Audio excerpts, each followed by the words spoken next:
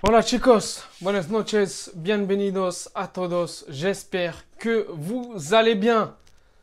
France, Pays-Bas, 0-0, le match était 0 comme le résultat en dit long. Composition comme annoncé il y a quelques heures avec la même équipe, sauf que comme il n'y a pas Mbappé, c'est Tchouaméni qui a joué en milieu de terrain avec Kanté, Rabiot milieu gauche, milieu droit Coman, second attaquant Gis, Griezmann et attaquant Thuram. Marcus Thuram, qu'est-ce que tu fais encore là? Didier Deschamps, je ne sais pas ce qu'il fait. La composition, elle est éclatée au sol. Je ne sais pas ce qu'il a voulu faire, mais ça n'a pas marché. On l'a vu pendant tout 70 minutes, ça n'allait pas. Il attend 70 minutes pour changer les choses. Deschamps, qu'est-ce qui se passe dans ta cabessa? Mbappé, il pétait un câble sur le banc. Bah ouais, c'est normal. Il voit son équipe galérer, galérer, galérer. Sans lui, il n'y a rien. Sans lui, il y a 0 but. Sin Mbappé, sin goles. Sin goles, sin Mbappé. En Espagne, c'est ce qu'on dit. C'est normal, c'est logique. Un match nul, mérité. C'était sûr qu'ils allaient faire un match nul, les gars. Franchement, c'était sûr qu'ils allaient faire un match nul. Quand tu vois la composition de la France, tu te dis, bon, les Pays-Bas, ils ont une très bonne équipe, mais ils galèrent à marquer. On l'a vu lors du premier match. Donc voilà, c'était un match nul logique. La France, ils ont eu des occasions, bien évidemment.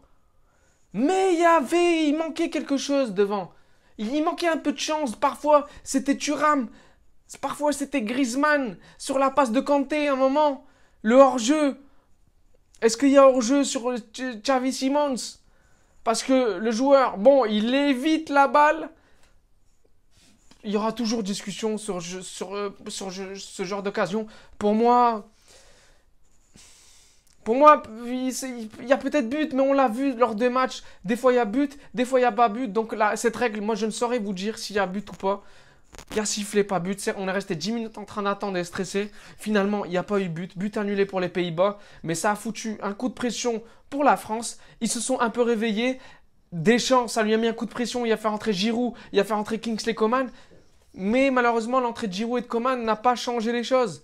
La défense, elle était quand même plutôt solide, mais il y avait de l'espace dans le match. Il y avait de l'espace, il y avait beaucoup d'espace, que ce soit du côté des Pays-Bas ou du côté de la France. Il y avait de l'espace au milieu.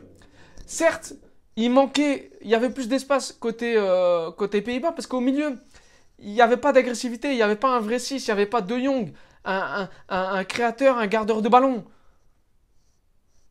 Côté France, il y avait juste Griezmann, mais il jouait en 10. Mais Kanté, il y avait juste Kanté. Kanté, comme au premier match, exceptionnel. Kanté, exceptionnel le match.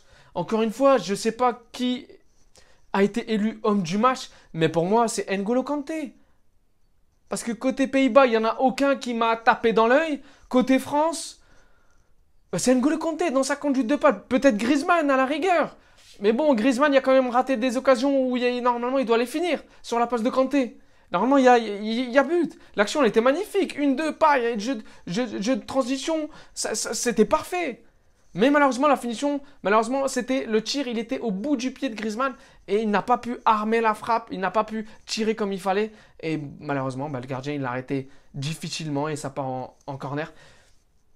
Il y a eu plus d'occasions de côté France. La France a plus maîtrisé le ballon, a plus eu le contrôle du match, le contrôle du ballon. Les Pays-Bas, ils l'ont eu par moments, mais bon, ils ont mal joué leur coup. J'ai envie de vous dire, la France a été plus dangereux dans le match quand vous regardez, finalement. Ils ont été plus dangereux.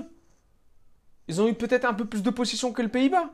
Donc, c'est un match nul mérité quand tu regardes. Les deux équipes, les deux sélections n'ont pas vraiment montré de grandes choses. Donc finalement, on s'en est sorti avec un vieux 0-0.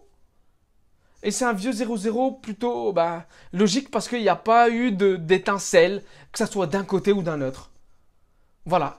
Il n'y a pas eu d'étincelle, vraiment. Il n'y a pas eu ce coup de magie qui change le match et qui peut vraiment porter une équipe et qui justement aboutit à un but.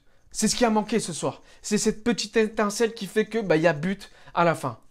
Malheureusement, il n'y a pas eu les joueurs qu'il fallait côté équipe de France pour moi.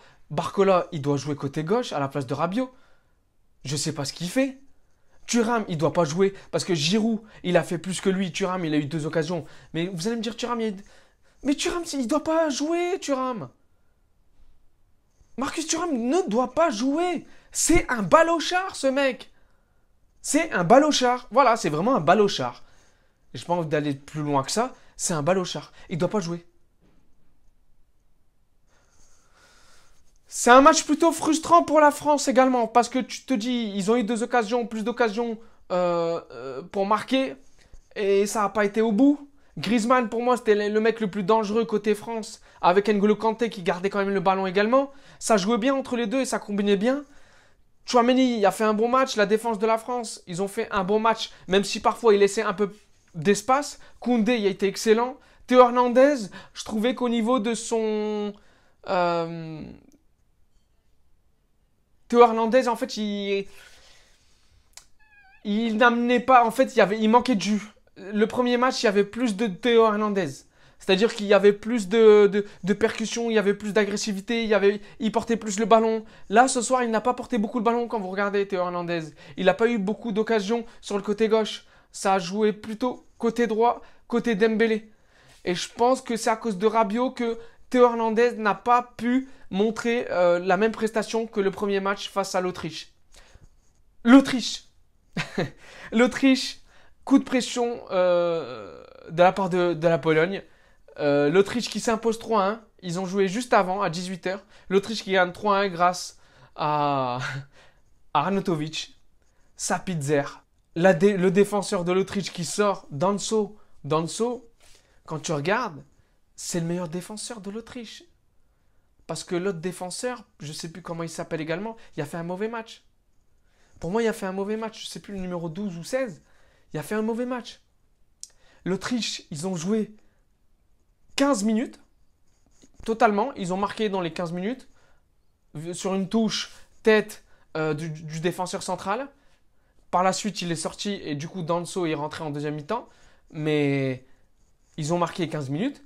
Après, allez, jusqu'à la 70e minute, jusqu'au 2-1 de la Pologne, de l'Autriche, la Pologne, ils maîtrisaient.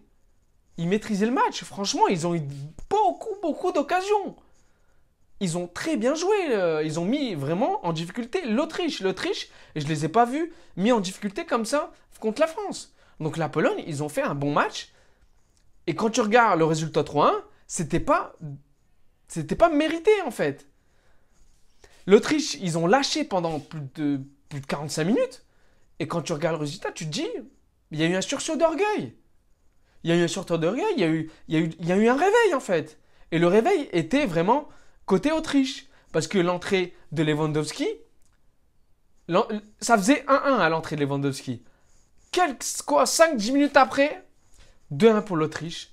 Et ensuite, penalty de Sabitzer. Le gardien de la Pologne, Szczęsny, il a fait une mauvaise sortie, clairement. Penalty logique. Et puis là, qu'est-ce qui se passe? Penalty validé. Et troisième but. Et là, ils auraient pu, à 2-1, sans le penalty, la Pologne pouvait encore revenir, vraiment. Le 3-1 les a tués. Et puis les 10 dernières minutes, c'était plus le 4-1 que le 3-2. Le 3-1 les a tués, la Pologne, mentalement. Et je pense que la Pologne, c'est fini pour eux. Parce que la Pologne, le troisième match, c'est contre l'équipe de France. Je pense que contre l'équipe de France, ça va être très difficile. Parce que la France, ils vont devoir gagner après ce 0-0 et se relever. Parce que s'il y a un match nul ou une défaite, la France, ils se mettent en difficulté. Car actuellement, Pays-Bas, France, 4 points les deux. 3 points pour l'Autriche, 0 pour la Pologne. Donc, les 3 premiers, ça va se battre. Pour moi, la France, ils vont devoir gagner et je pense qu'ils vont gagner. Et puis, entre les Pays-Bas et l'Autriche, ça va... J'ai envie de vous dire, ça peut être soit le Pays-Bas, soit match nul. Je vois pas l'Autriche gagner parce que l'Autriche, ils ont été beaucoup en difficulté. Ils ont beaucoup été mis en difficulté par les Polonais. Donc pour moi, les Hollandais, ils sont meilleurs que la Pologne. Ils ont une bonne défense, ils ont des bons attaquants. Le milieu de terrain, c'est les plus faibles pour moi côté Pays-Bas. Donc je pense que les Pays-Bas, soit ils s'imposent, soit il y a match nul. Côté France, ils vont devoir s'imposer. Mbappé, il n'a pas joué. Il a mis une story juste avant le match. Maillot de l'équipe de France et le masque. On s'attendait tous à le voir titulaire. Finalement, il n'a pas joué une seule seconde. Et comme il n'a pas joué, la France n'a pas gagné. La France sans Mbappé, bah, il n'y a pas de but.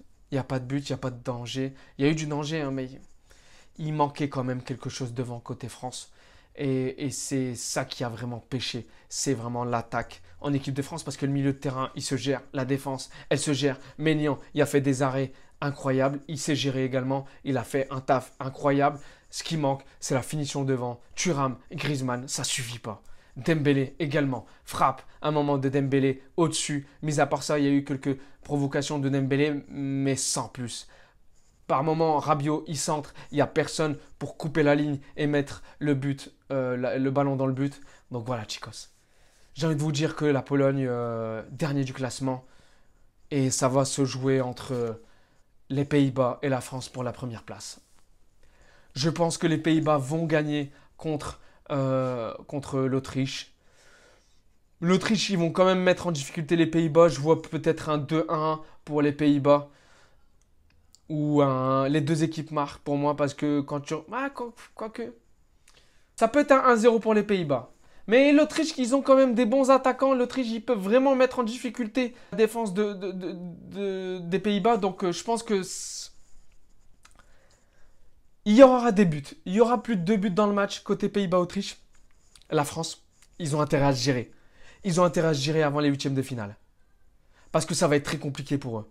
Chicos, on se retrouve demain pour le débrief de Portugal, Turquie, un match incroyable. Moi, je l'attends avec impatience. Arda Güler face à CR7 et tous ses compatriotes. Chicos, on se revoit demain. La France, encore une fois, ils m'ont déçu. On verra la suite. Ils ont intérêt à se rattraper contre la Pologne. Et puis, chicos, tout est encore jouable dans ce groupe. On attend demain avec impatience l'autre groupe. Chicos, hasta pronto pour le prochain débrief. Ciao, ciao.